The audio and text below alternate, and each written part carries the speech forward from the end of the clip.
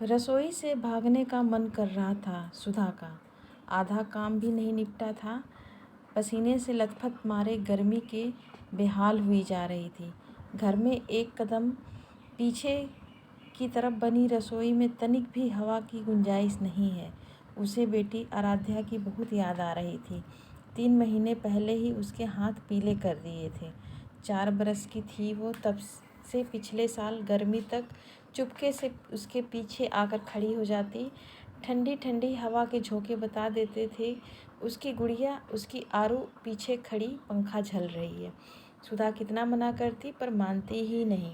खड़ी रहती उसके साथ तब तक जब तक उसका रसोई का काम निपट नहीं जाता था। उसकी दादी आराध्या को खूब चिढ़ाती, बड़ी आई माँ की चहेती। ये सुनकर दोनों माँ बेटी हंस दिया करती।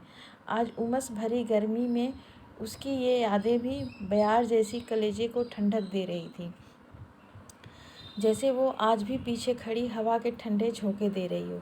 सुधा महसूस कर रही थी उन हवा के झोंकों को, मगर महसूस करने में बाल कहाँ उड़ते हैं, लेकिन बाल तो उड़ रहे थे उसके। सुधा ने चौंक कर पीछे देखा।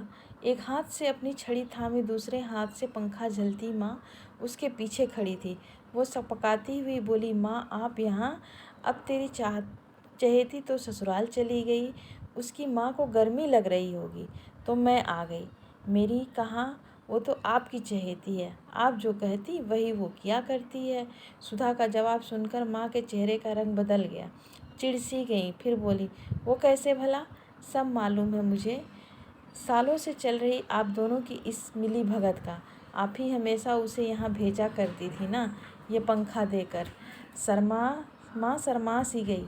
उनको शर्माता देख सुधा की तो हंसी छूट पड़ी। ये देखकर माँ भी हंस पड़ी।